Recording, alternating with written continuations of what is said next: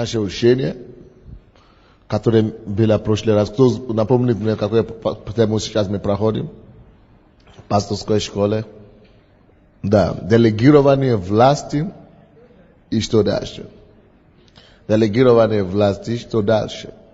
Мы прошли какие этапы? Первое, посвящение молитве,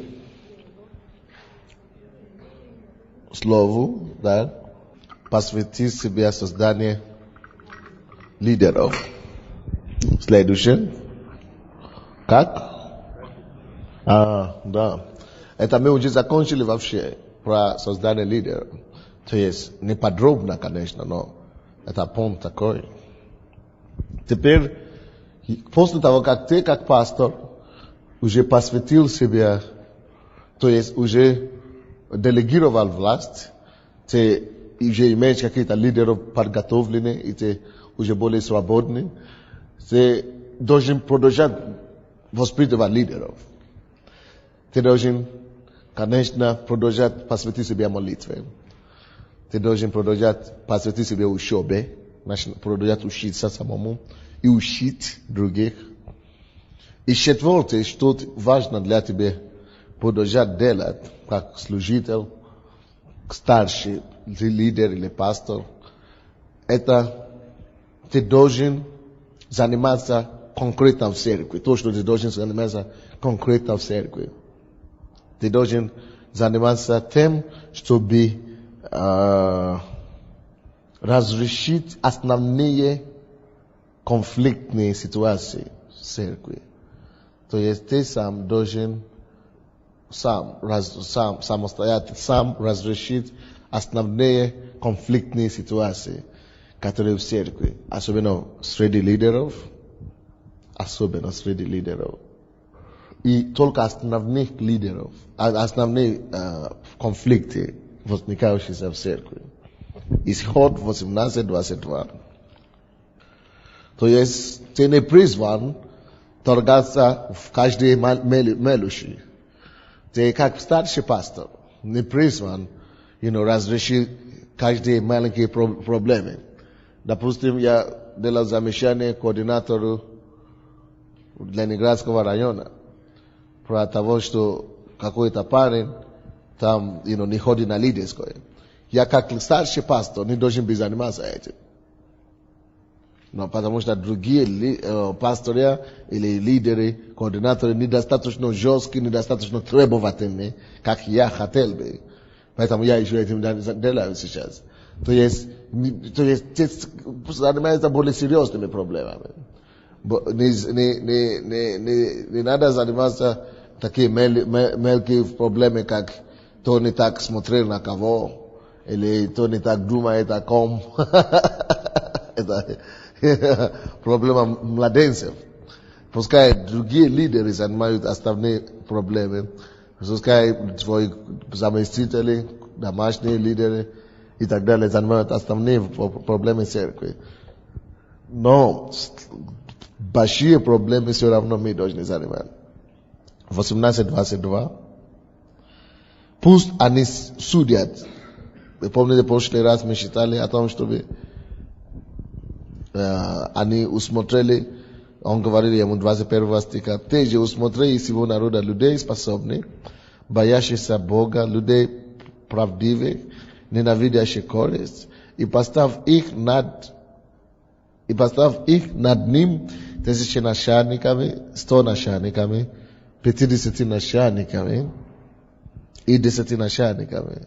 Пусть они судят народ во всякое время и о всяком важном деле доносят тебе. А все малые дела судят сами, и будет тебе легче, и они понесут с тобой бремя. То, что я объяснил, это то, что мы видим здесь. Очень важно, чтобы мы занимались только основными проблемами церкви, главными конфликтами. Дело в том, что дьявол будет начинать определенные проблемы, мелкие проблемы, чтобы отвлечь наше внимание. Дьявол будет начинать через бесы различные. Какие-то недовольства, какие-то негодования, чтобы именно брать твое внимание. Но ты должен быть достаточно мудрым, как пастор, как лидер, чтобы кому-то поручить эти мелкие дела. Кому-то другому поручить. А ты сам идешь впереди. Но второе, что дьявол будет использовать, чтобы отвлечь твое внимание, это то, что, если честно, основные члены церкви, или вообще прихожане в церкви, они не хотят слышать ни о ком больше, кроме о тебе. Они не хотят, чтобы кто-то разговаривал с ними, кроме старшего пастора. Они не хотят, чтобы кто-то молился за них, кроме старшего пастора. Они не хотят, чтобы кто-то решил их дело или слышал их, кроме старшего пастора. Это характер овец. Это поступка овец. И это нормально, дорогие братья и сестры. Но ты должен учить их быть не только простыми овцами или стада. Ты должен учить их, воспитывать их, чтобы они научились быть зрелыми овцами. Зрелыми овцами. И иногда тебе придется отказывать им. И говорить, что идите к этому. Если тот уже не решит, тогда подойдете ко мне. Идите к этому. Просто дать им знать, что есть другие люди в церкви, кроме тебя. Если они совсем новообращенные, тогда тебе не надо так сказать им. Тебе надо сначала поддерживать их. Хорошо, пастор примет вас. Но если ты примешь их первый раз, второй раз, третий раз, они все еще идут к тебе, побыстрее, пожалуйста, избавь себя от них. Или они могут тебя превратить в твоим постоянным гостем. Вынужденный. Ты будешь вынужден просто только им уделять время. И они никогда не захотят идти к кому-то другому. И они просто тратят твое драгоценное время, которое ты мог бы уделить кому-то другому. К Римлянам 8:28. Римлянам 8:28. Есть конфликты, наоборот, которые в церкви, которые в церкви полезны. Почему? Потому что ты можешь говорить, почему конфликты? Когда я говорю конфликты, может быть, я не совсем правильное слово выбрал. Конфликты — это всегда борьба между людьми, да? Но не конфликты, тогда я это сказал. Проблемы просто, вообще проблемы. Не просто конфликты. Конфликты — это хорошо, но не просто конфликты, вообще проблемы в церкви. Гонения, притеснения, неудача, Не, споры — это тоже как конфликт между людьми. А я имею в виду вообще проблемы. Не только споры или конфликты. Да, вообще самые главные проблемы в церкви ты должен решать. Не только конфликты, или споры между людьми, а вообще масштабными проблемами. И внутренние, и внешние, но которые большие, только крупные, только основные. Ты призван решать. Вы понимаете? Поэтому есть некоторые проблемы, которые полезны для твоей церкви. Или будут полезны для твоей церкви. Поэтому Бог всегда будет допускать проблемы в твоем служении или ситуации, сложные проблемы. Некоторые, которые ты скажешь: о, Господь, зачем? Я не понимаю. Дело в том, что некоторые проблемы нужны, чтобы воспитывать твой характер. И в основном эти проблемы все будут полезны тебе в конце концов. Ты научишь какой-то характер, какой-то урок. И ты приобретешь лучшее сердце.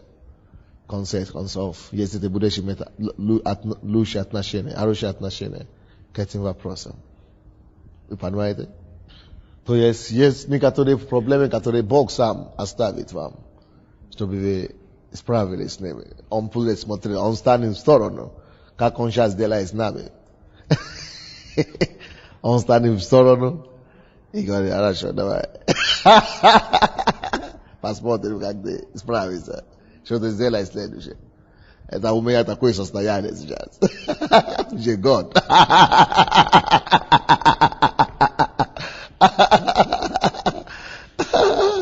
И я, конечно, понимаю, что в это время это все полезно. Это полезно для меня, это полезно для тебя как лидер, это полезно для церкви, чтобы достигать совершенства и зрелости. Но Римлянам 8:28 говорит нам что-то подобное. И это должно быть твое отношение, когда эти проблемы приходят, когда эти неприятности возникают, когда эти ситуации поднимаются в твоем служении. Не роптай на Бога, не ропщи, или как вы говорите, не роптай, или как, не ропщи на Бога, не жалуйся на судьбу и не ругай твое призвание. И не соверши самоубийство тоже. Но у тебя должна быть одна реакция, одно состояние души. То, что написано здесь 8:28. Притом знаем. Вы можете отметить себе это слово «знаем». Притом знаем. Знаем. Ты должен знать. Ты должен знать, почему обстоятельства происходят вокруг тебя, как они происходят. Ты должен знать, почему Бог ничего не делает и позволяет эти ситуации происходить. Ты должен знать, почему нету ответа. Ты должен знать, почему Бог допустил это. Ты должен знать, что это все содействие ко благу. Ты можешь не знать, почему Бог это допустил. Ты можешь не знать, как это произошло. Ты можешь не знать, почему именно на тебе это произошло. Но ты можешь знать одно. И ты должен знать одно, что все это содействие ко благу тебе. Вы поняли? Все это, в конце концов, тебе содействует к благу. Притом знаем, что любящим Бога, призванным по изволению Его, все содействует ко благу. Разве это не хорошо? Я думаю, это приятно. Среди кучи неприятных известий. Это очень приятно. Все равно, это все имеет конец. И конец будет хорошо. Разве это не хорошо? Кто-то мне говорит, почему у вас такая проблема? Почему именно на вашу церковь? У меня есть разные гипотезы по этому поводу. Разные соображения, значит. Разные мнения, разные поводы. Почему именно на вашу церковь? Есть другие церкви. Посмотри на Победу, посмотри на то, посмотри на Гаврилюка. Почему только вы? У меня много тоже вопросов к Богу. Но одно то, что мы должны знать, это то, что знаем. Притом знаем то. Если я это не буду знать, дьявол будет меня терзать. Если я этого не буду знать, дьявол меня будет угнетать. Если я этого не буду знать, дьявол будет просто меня загнать в депрессию. Знаешь, депрессия. Дьявол просто меня будет просто издеваться как хочет, короче. Если я этого не буду знать, дьявол меня будет держать в страхе и беспокойстве, переживании. Если я этого не буду знать, что этого, которое я должен знать? То, что, конце концов, все содействует ко благу. Вот если я это буду знать, я могу отдохнуть в Боге. Если я это буду знать, я могу успокоиться в Спасителе. Если я это буду знать, я могу сказать, что все равно это придет к концу. И когда это придет к концу, в конце концов, мне будет лучше, чем было. Вернее, мне станет лучше, чем сейчас. Аминь. Поэтому есть некоторые ситуации, которые хочешь не хочешь, займет твою attention, которые твое внимание возьмет, которые понадобится, чтобы ты уделил внимание. Твое внимание нужно только крупным такие проблемы. Аминь. И конфликты, и споры, и вообще внешние, внутренние вопросы, которые поднимают и возникают в служении. И, братья и сестры, таких у тебя будет предостаточно. Такие ситуации, которые тебе придется заниматься лично. И даже которые тебе придется задать вопрос, почему я, их будет вот так. Их будет очень много. И это нормально. Не думай, что тебе не повезло, или тебе хуже кого-то другого. Не. Нам всем хорошо.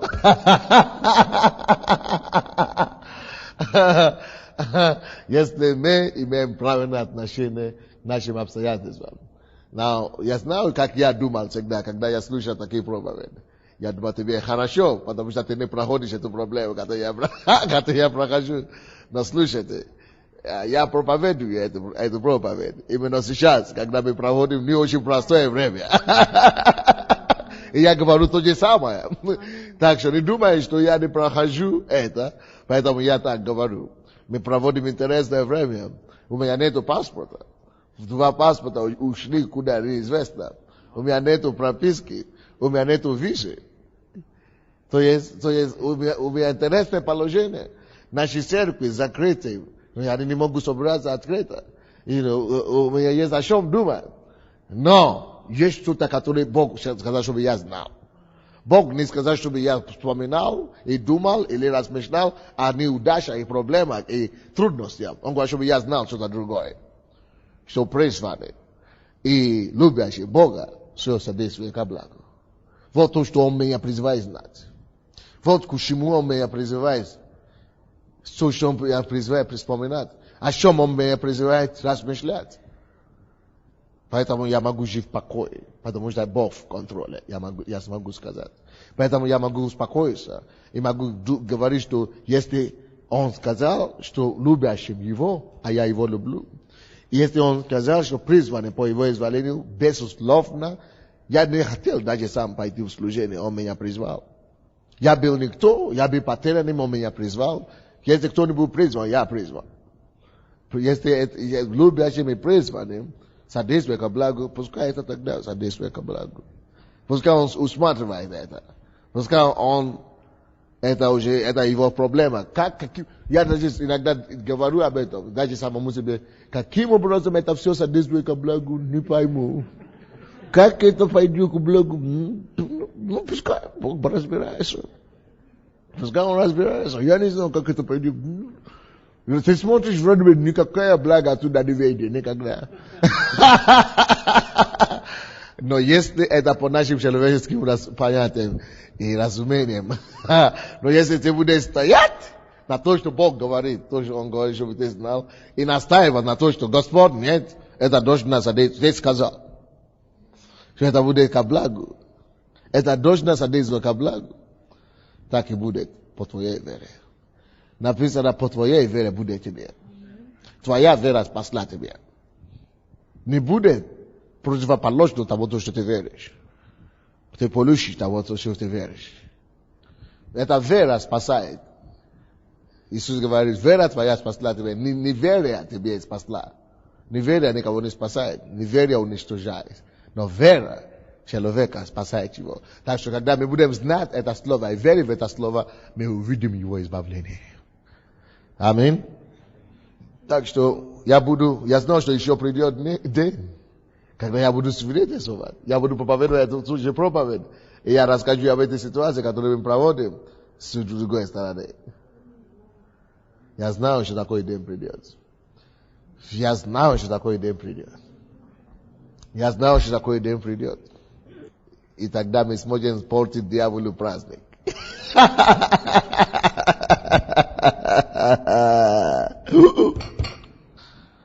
Да.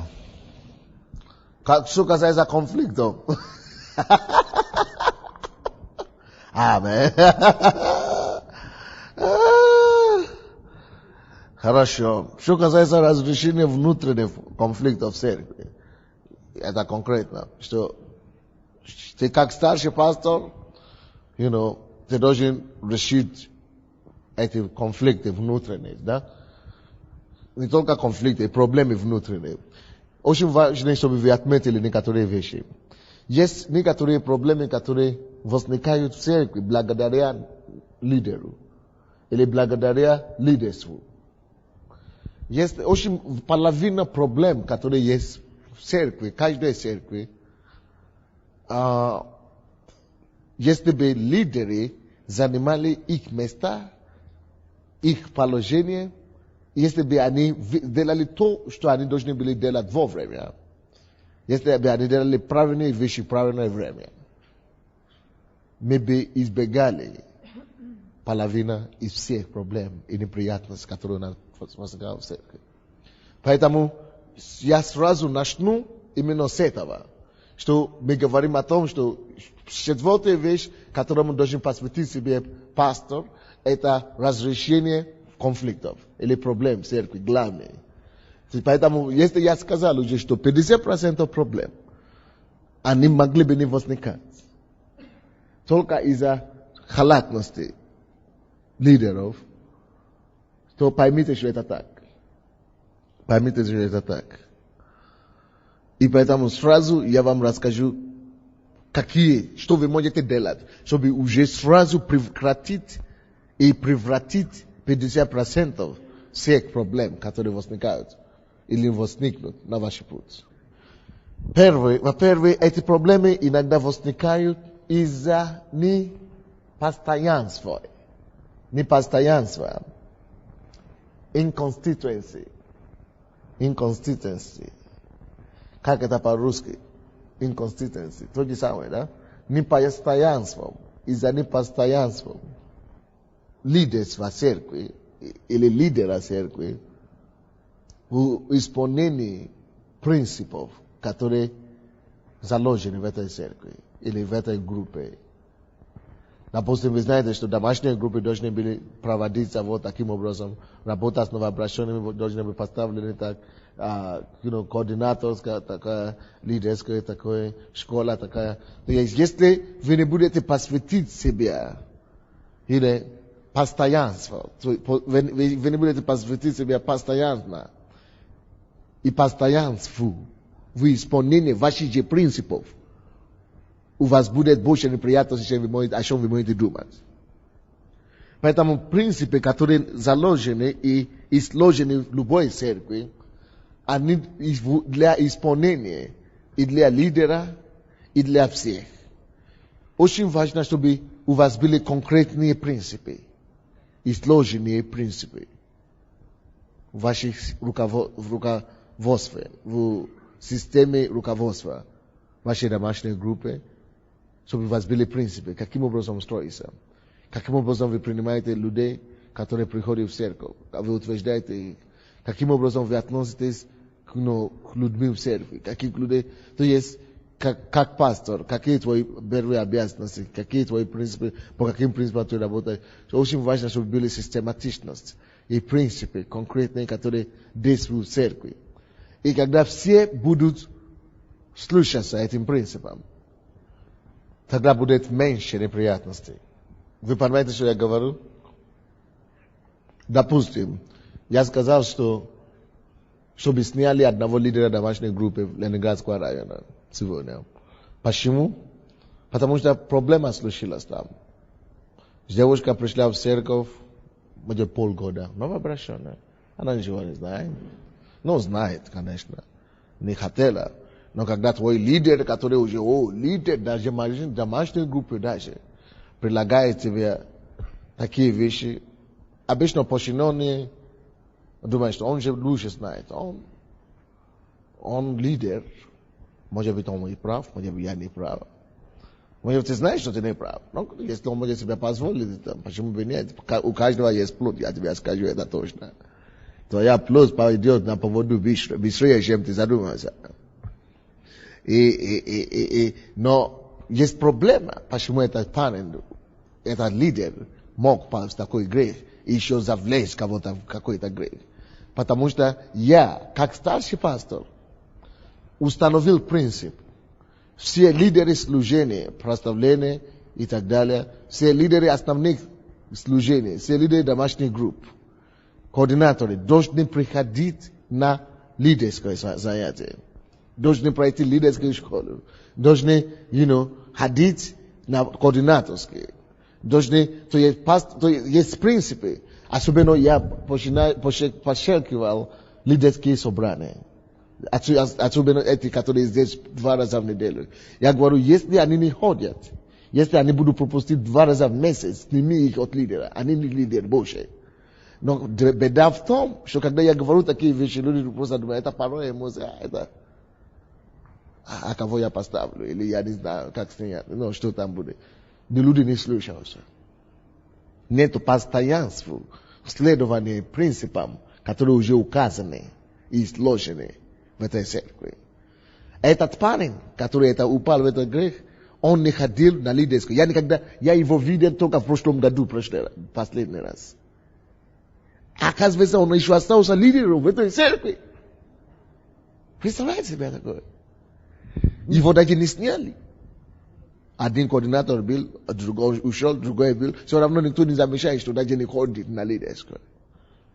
Вот. Это беда, это проблема. Поэтому я созвал людей с прославлением вчера. Я говорю, почему вы не ходите на лидерскую? Чтобы я этого не видел больше. И не только на лидерскую. И в пятницу вам надо будет ходить тоже. So, когда нету постоянства, consistency, в следовании те же самые принципы, которые всем понятны, которые всем указаны, когда нету постоянства в следовании определенным принципам церкви, порядкам церкви, тогда очень много проблем бывает. Допустим, возьмем, почему люди уходят из церкви? Мы бьем голову, мы беремся за голову, почему 90% кающихся уходят из церкви? Потому что есть принцип в церкви. Принцип, который у нас есть в церкви, порядок, который у нас уже заложен в церкви, они уже есть. И если мы будем постоянны и будем посвящены этим же принципам, мы сможем автоматически превратить уходом большинства из церкви. Какие принципы? У нас есть книга «Следуй за Иисусом». Мы сказали, у нас есть группа утверждения, чтобы каждый человек берет из домашних групп, брали каждого, кто кается, наслышали по одному человеку и работали с ними, пока не закончили эту книжку. Но никто это не делает практически. Даже не то, что никто не делает, работает по книгам с ними. Почти никто даже не встречает, не всех мы встречаем после покаяния, не всех мы приглашаем даже на домашние группы. Тем более работать с ними по книгам. Поэтому у нас и проблема возникает, что люди уходят. Потому что мы не постоянны, у нас нет постоянства в том, чтобы следовать нашим же принципам. И почему я буду продолжать бить, и я буду продолжать толкать, и я буду продолжать делать замешания на лидерские занятия, пока мы не будем быть дисциплинированы достаточно, чтобы слушаться тем же принципам, которые мы изложили. Поэтому у нас сразу, если мы будем присутствовать, то есть, я не говорю, что люди не будут уходить.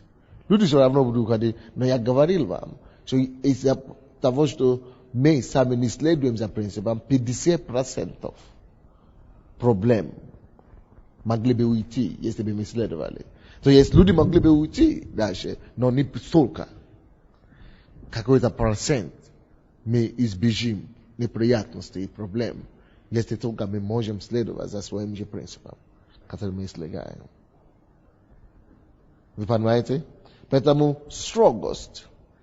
Это не строгость вообще-то от лидера. Если лидер требует дисциплину, это не что-то плохое, это не строгость. Это в миру люди говорят строгость.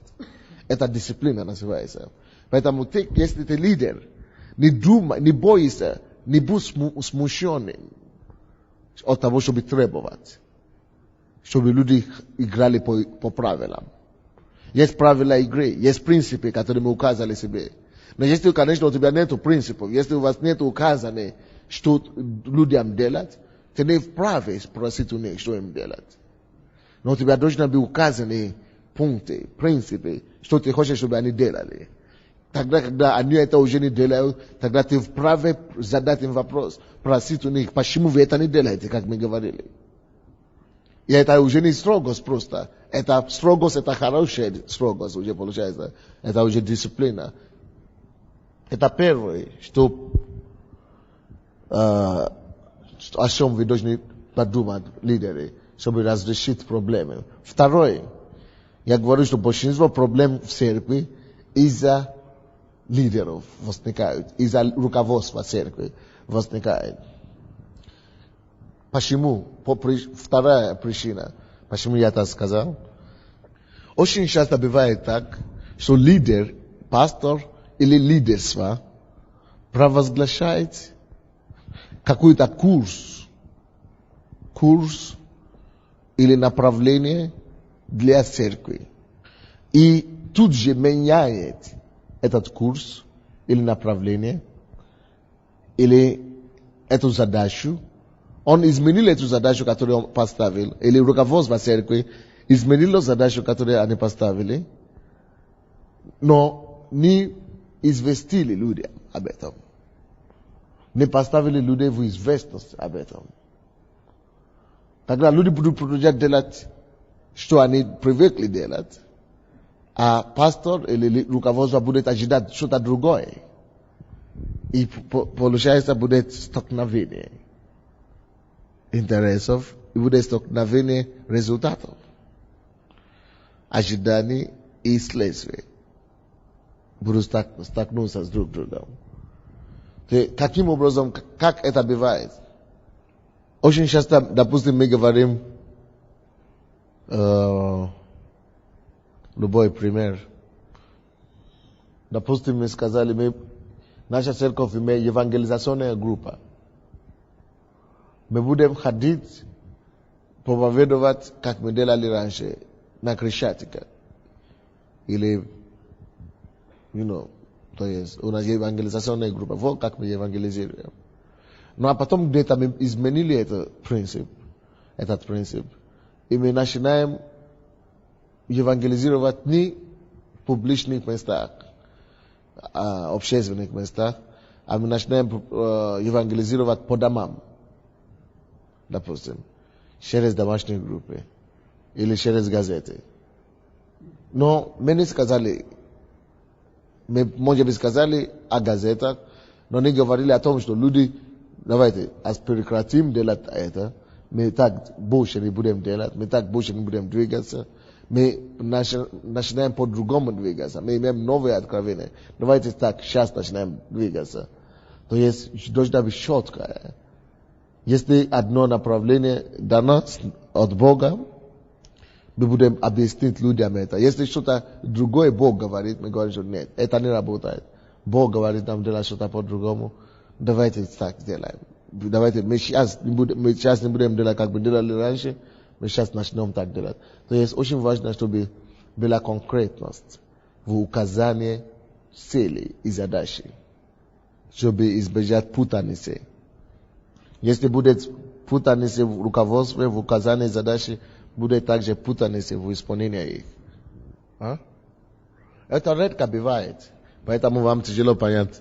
То есть, это редко бывает, то, что я говорю, но иногда бывает. Или же просто очень часто мы меняем, допустим, мы закрываем дверь. Иногда раньше в церкви мы раньше принимали людей, люди пришли с улицы, и они заходили на служение без проблем. А потом мы начали закрывать двери. И мы не объяснили людям, почему мы это делали. А потом мы начали писать прямо письмо из церкви, что, пожалуйста, почему закрывают двери. И, такие вещи. To jest, ludzi начали возмущаться. Некоторые начали уходить, что мы не можем ждать 15 минут или 20 минут на улице, а потом толкотня начинается и так далее. То есть мы не объяснили им, почему мы это начали делать. А потом мне пришлось просить их точки зрения или объяснить им, почему мы это делали. И после объяснения вопросы прекратились. Но были конфликты, даже Духовный Совет начал это делать. Из-за того, что не было объяснения. Или можно найти много разных причин. То есть раньше, допустим, люди не занимали места в церкви. А потом люди начали занимать места, мы не говорили ничего. Но когда мы видели конфликтные ситуации, начали возникать. Люди начали обижаться на других. О, почему вы занимаете места, почему они там... А потом мы решили, как нам делать. Занимать места только до объявления. После объявления никто не имеет права. То есть, когда руководство делает какие-то шаги, очень важно, чтобы мы объяснили. И чтобы был контакт, коммуникация с аудиторией, с людьми, с церковью. Почему мы что-то делаем. Особенно, когда мы меняем направление, задачи. Или то, как мы делали вещи раньше. Очень важно, чтобы мы объяснили людям, почему мы так делаем, почему мы изменили. Вы поняли? То есть, если мы это не делаем заранее, нам все равно придется это делать.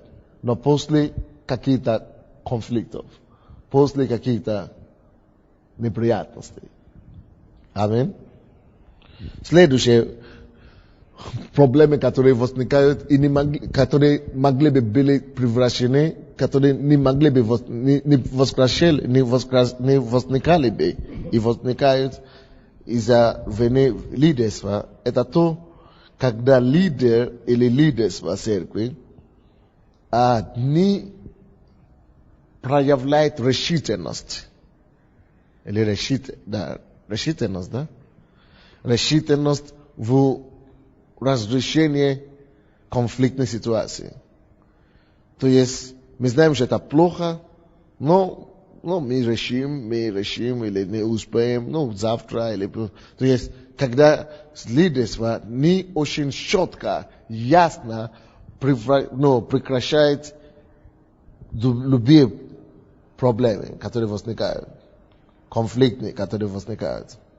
То есть, очень важно, чтобы лидерство прямо, четко поставили вещи, называть вещи своими именами, короче. Очень важно, чтобы сразу лидер или лидерство прекратили или действовали четко в свое время, довести дело до конца. То есть, нужно, чтобы они довели дело до конца, чтобы они называли вещи своими именами, чтобы они не стеснялись конфронтировать проблемы своевременно, чтобы они не стеснялись, заниматься определенными проблемами, которые возникли тут же.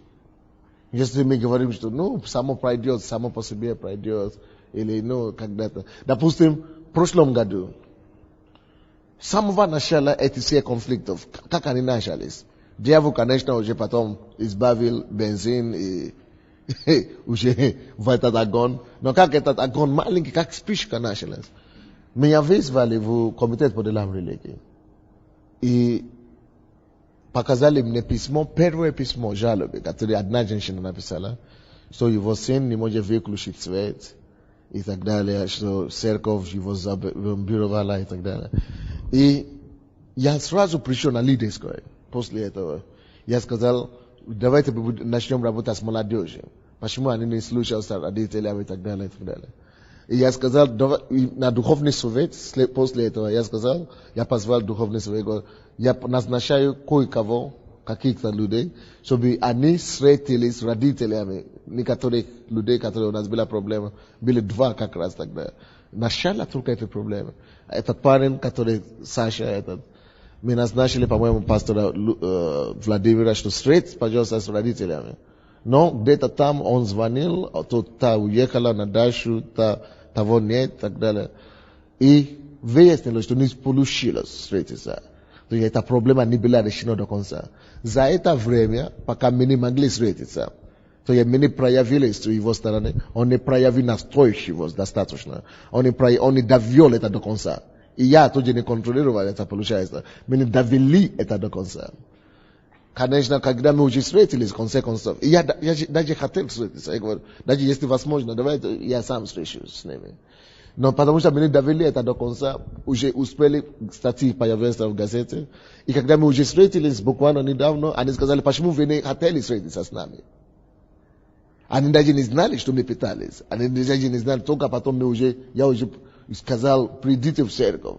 Я уже позвал даже из этой организации Паретунов, я позвал уже пастора Владимир потом, когда уже все уже пошло дело, уже загорело, уже все.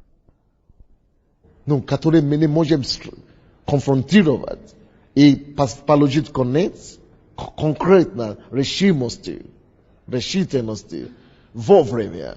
То есть довести дело до конца и получить концу конкретной конфликтной ситуации, они могут вырастить и нарастать до такого масштаба, который нам будет неприятно. Или то же самое, тоже история другой девушки, Ольга. Я тоже слышал о жалобе о том, что у нее проблемы с... То, в принципе, я старший пастор, это слишком мелкие вопросы для меня, но и когда я слышу такие, я стараюсь реагировать, по крайней мере. И я слышу, что у нее конфликты с ее родителями. Я не знаю, что там было, она приходила сюда и так далее. И я решил, чтобы мы тоже в духовном совете собрали, я говорю, давайте поручим эту проблему кому-то. По-моему, Наташе поручили, да?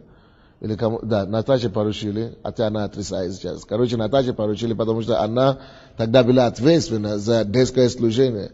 А эта девушка как раз была из детского служения. И она должна была встретиться с родителями или поговорить, из Генри, по-моему. То есть, они должны были, по-моему, встретиться с родителями этой девушки или кем-то, что-то подобное.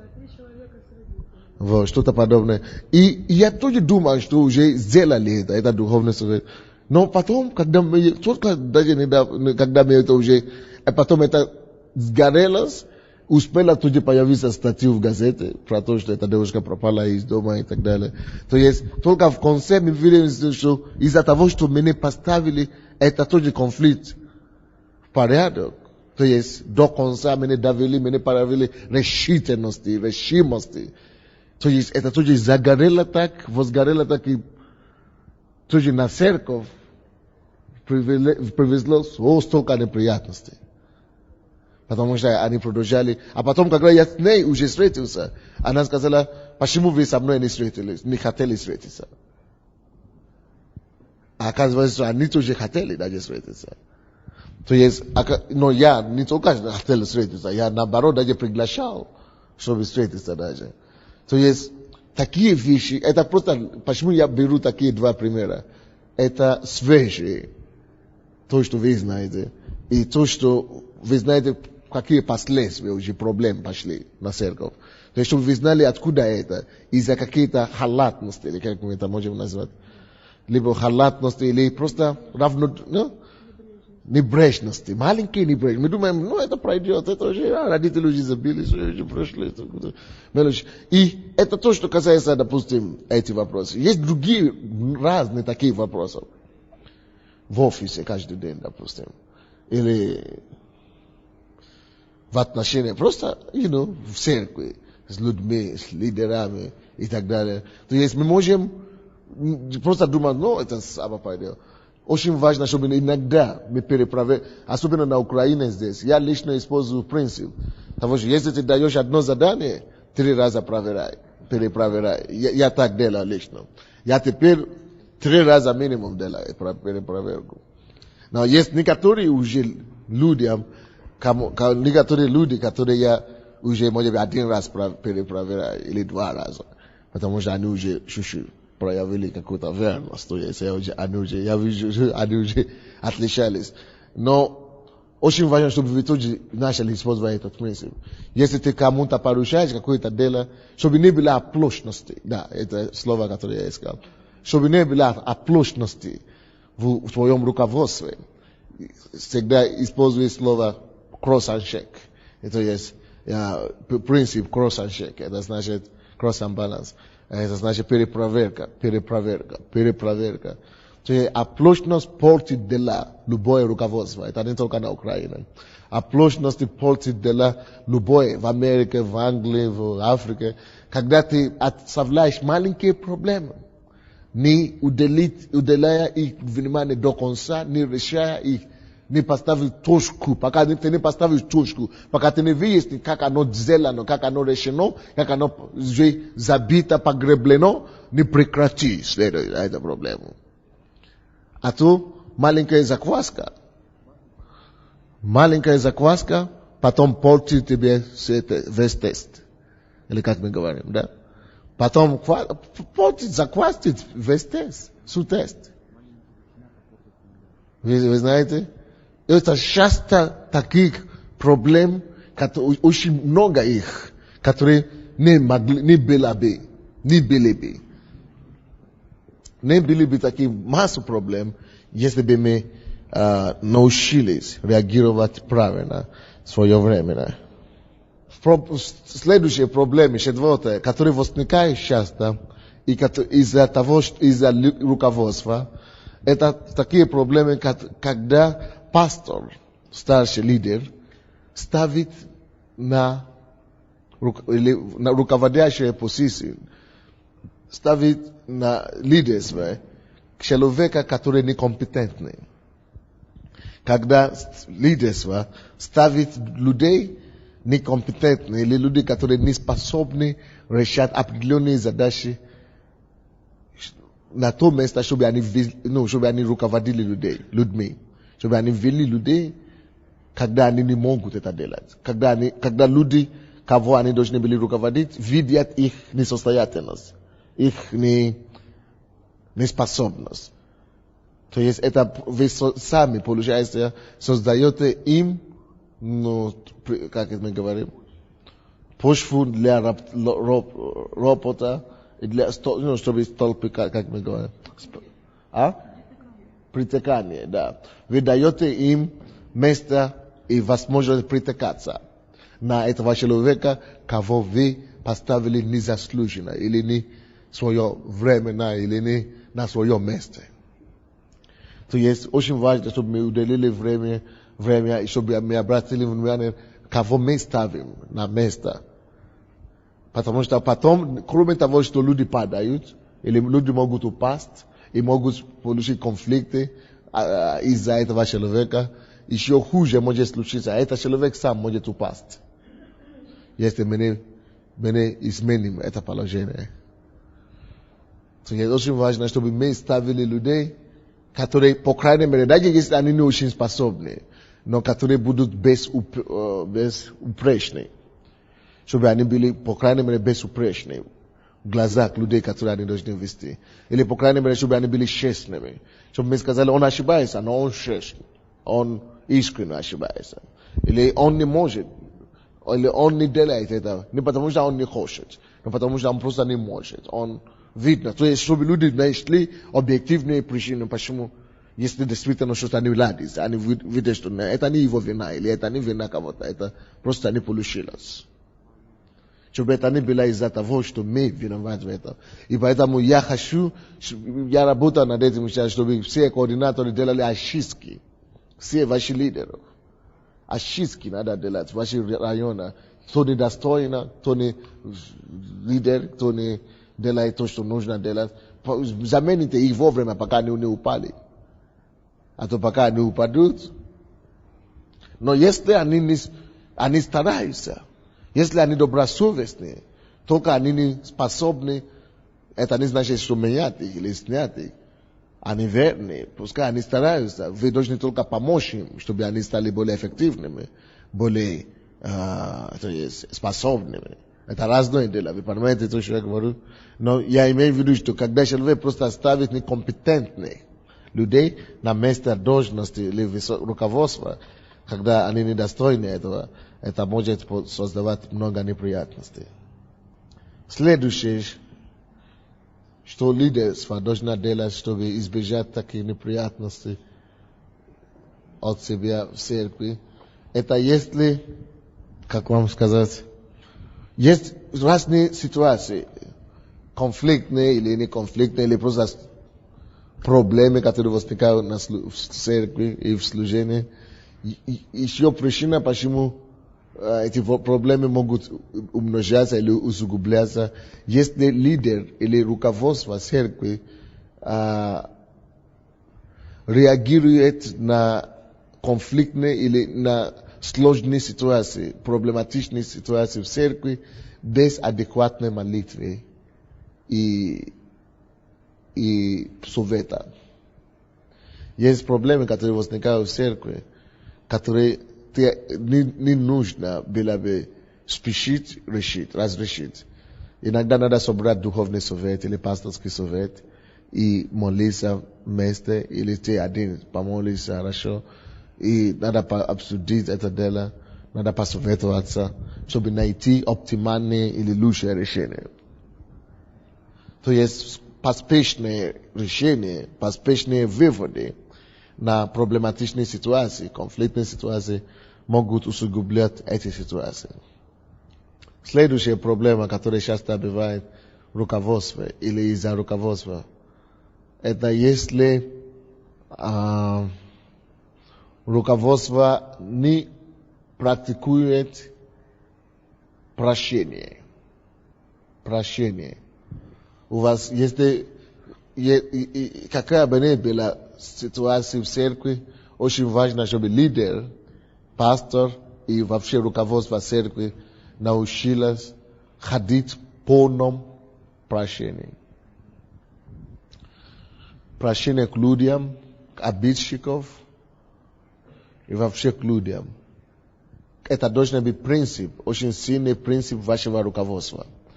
Вы должны всегда быть готовы прощать всех и всякое время. Даже когда вы наказываете их, допустим, вы исключили кого-то из церкви или вы делали замечание кому-то, даже тогда, когда они носят или они наносят наказание, или как мы говорим, или переносят наказание, то есть в это время и будьте уверены, что ваше сердце чисто к ним, что вы простили их. Даже если они не будут просить прощения. Даже до того, как они попросят прощения, простите их. Представляете себе, что в церкви лидеры, вы знаете, если вы коллектив, у вас всегда будут споры между собой, у вас всегда будут аргументы и конфликт, такие спорные вопросы. Духовный совет между собой, допустим, административный совет между собой. Если все эти члены этих советов не научатся ходить прощение, полном прощении, это будет тормозить всю церковь. Что бы человек тебя не делал, как бы он ни говорил, что бы он ни говорил на твой адрес, очень важно, чтобы вся церковь и все руководство научилось друг другу просто прощать. Не было этого все. Это проблема не было. Потому что если мы работаем как команда, из-за того, что по силу того, что мы все разные люди, мы из разных воспитаний, и мы имеем разных оснований, разных духовных уровней, мы будем наступать друг другу на ноги. Постоянно мы будем наступать. Только если мы не работаем с друг другом. Если мы работаем с друг другом, мы перепираемся, или как мы говорим? Притираемся с друг другом. Мы нажимаем друг на друга. Если мы работаем вместе, это будет всегда. Даже когда я не хочу, даже когда я не знаю об этом, мы будем всегда это делать. Но если ты не будешь уметь ходить в прощение, ты будешь заложником твоего же непрощения. Ты будешь заложником, ты будешь тормозить твоего видения, твоего призвания. Ты просто себя, ложишь бомбу под боком. Ты себя уничтожишь. Ты упадешь в депрессию. Ты будешь ходить в непрощение, не в любви. То есть очень важно, чтобы руководство и церковь научилась ходить в прощение друг к другу. Поэтому, если кто-нибудь из присутствующих сегодня имеет от малейшей обиды или непрощения или огорчение на кого-то, подойдите к ним после этого урока или когда вы, в ближайшее время, когда вы найдете их, и просите у них прощения. Практикуйте это. Просто даже если они сами не знают, что вы имели что-то на них, попросите у них прощения, говорите, я прошу прощения, все, прошло. И не будет больше ничего между нами. Это тебя развяжет тебя в духовном мире. Ты можешь быть свободным, чтобы исполнить то, к чему тебя Бог призывает. Иногда это происходит, конфликты тоже появляются из-за того, что если лидер, допустим, старший пастор или лидерство, духовный совет, допустим, или административный совет, принимает решение и не сообщая параллельная власть, то есть не сообщая, допустим, старшему лидеру, пастору, или не сообщает, допустим, духовный совет принял решение и не сообщила административному, допустим, и они не, или старшему, они не могут двигаться вместе, они не могут, допустим, вы принимаете решение отопление в Королева, а кто будет это исполнять, кто выделит деньги на это, кто покупает, кто будет купить это. Если эта инструкция не будет передана, сообщено всем руководством, то есть одна часть принимает решение и не сообщает все руководства. Это может повредить тоже. Это может создавать конфликтные ситуации в церкви. Очень важно, чтобы был дух согласия и взаимодействия. Чтобы старший пастор всегда взаимодействовал со своими помощниками, говорил им, какие решения и что делать следующее, и так далее. Хорошо. Будьте благословенны, мы закончили на сегодня.